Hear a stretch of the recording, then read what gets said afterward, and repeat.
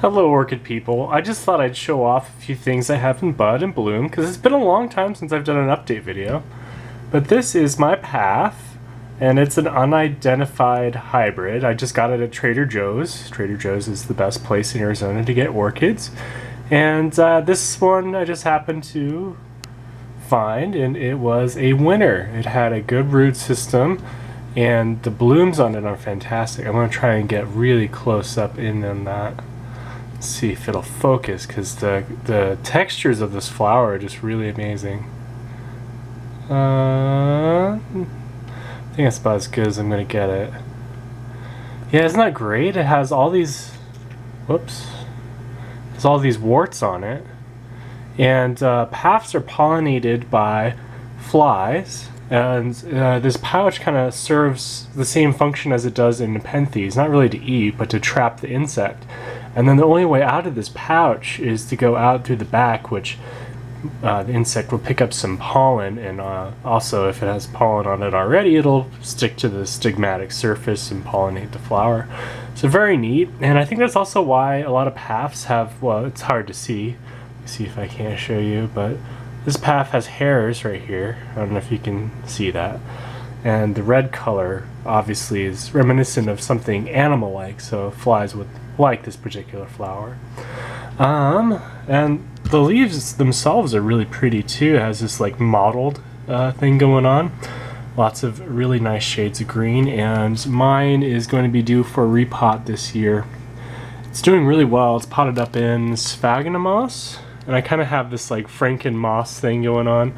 I don't know if my phone's gonna zoom in to show you, but there's all kinds of almost like green, healthy new moss that popped out from my dead moss, what I thought was dead moss anyways.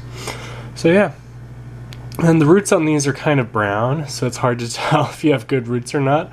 I might be in for a root awakening when I repot this.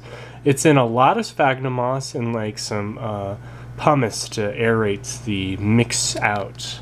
But mostly sphagnum moss. That's kind of my strategy for plants that like to be moist. I don't water more frequently. As a matter of fact, I let the soil get more dry, about as dry as I would my other plants. But if you put more moss in, the amount of time in between waterings is greater, so the plant naturally gets more access to water.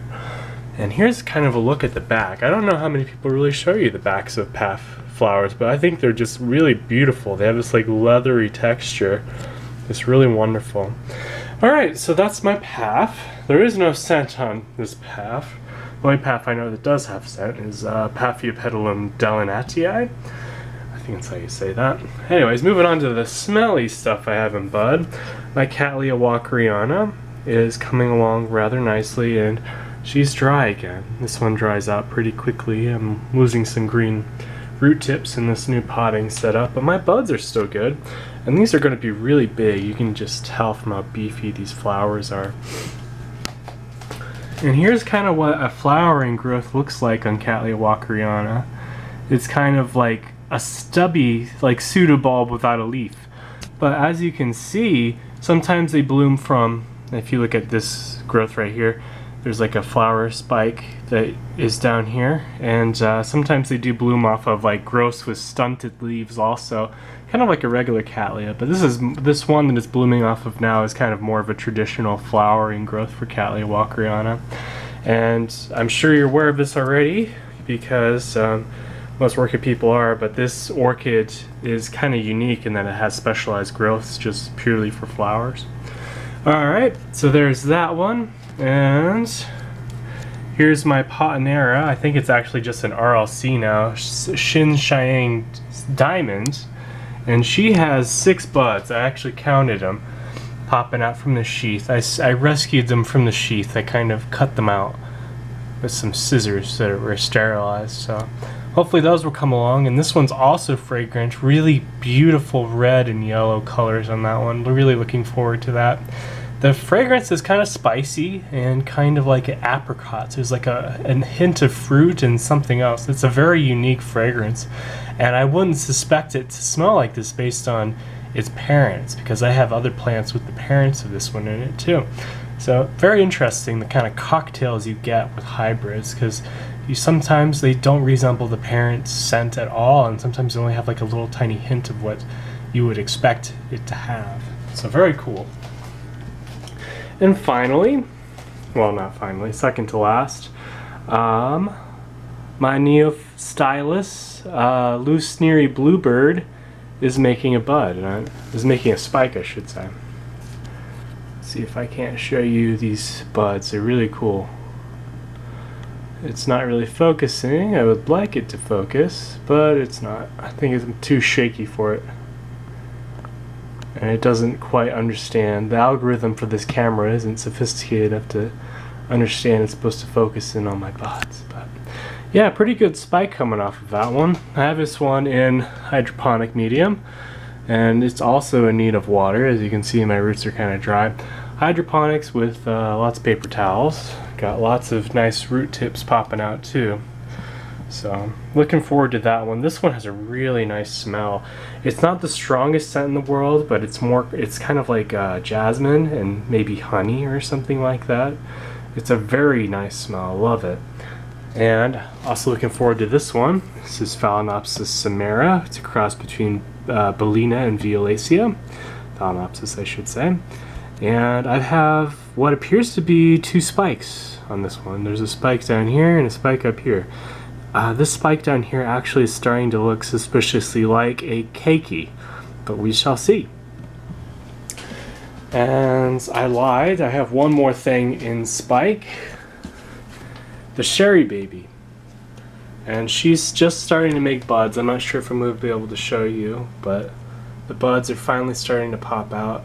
So far the buds that this plant is producing, it's a little anemic. I only have like 1 or 2 buds per offshoot of my spike. Oh no, just kidding, there's 3 on this one, but for the most part it's just 1 or 2 buds per offshoot. Hopefully it'll pick up the pace a little bit. I'll get a little bit better of a blooming.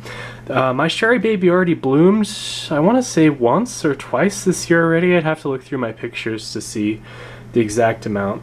But it seems like once these get big enough, they'll start making new growths, and then they stagger the new growths out. So even though Sherry Baby is known for flowering mostly in the fall, you can have new growths maturing at different times of the year. So you can actually have quite an extended blooming season with the Sherry Baby.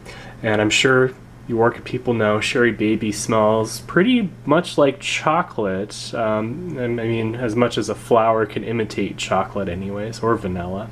It smells like chocolate or vanilla, I guess I should say. To some people it's chocolate, to others vanilla, but very nice. And my Sherry Baby, the foliage looks pretty nasty, but she's been pretty reliable with blooming for me, so I kind of just tend to ignore how wrinkly and discolored my leaves are on this one. I just have accepted it looks bad. So and Sherry Babies aren't known for having good looking foliage anyways. Oh, I lied. I keep lying to you. I keep forgetting I have more things in spike. So okay, so there's the Sherry Baby. And I'm going to show you this one over here. My paphiopedilum, Advanced Australia. And this is another one where my leaves used to look really good on this one, and recently they've been looking kind of spotty and yellow, and I'm not sure if it's a fertilizer thing or what, but hopefully that sorts itself out. But my paphiopedilum, I don't know if you can see this, but this new growth has 2 spikes popping out. And this plant seems like it blooms double spikes off of each new growth, so it's really cool. And the fragrance is amazing on this one also. It's probably one of the strongest zygo scents around. Not room filler per se, but very strong. So there's that. And of course I still have my other things that I showed you last time. I made a video, my phal, still blooming, and then Cattleya Mari Song. And this plant is just so fragrant. I mean, at all times of the day, I just really love this plant. It's a shame it hasn't made any new growths after this current set. But you know what? This thing's been in bloom since July, around July, so I had a really good season this year. Looking forward to the beginning of next season, which is, it starts around spring. So spring all the way to fall. Really nice plant. If you find this one, I highly recommend it. The scent, you just can't beat it for a cattleya, and then the colors are really nice too. And I showed you this one last time too. She's still going, and the scent has gotten more intense. Still not as strong as other Bellina hybrids, but pretty good. So with that, I'm going to let you go. I hope you have a great rest of your Monday, and happy growing. Bye-bye.